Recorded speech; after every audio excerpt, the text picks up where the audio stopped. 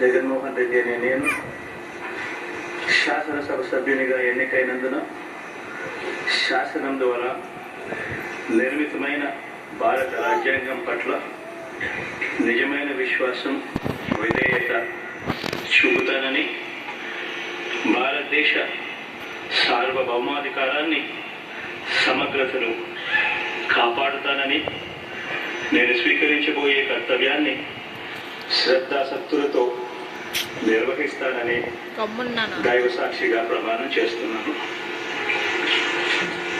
ఆంధ్రప్రదేశ్ శాసనసభ సభ్యుడైన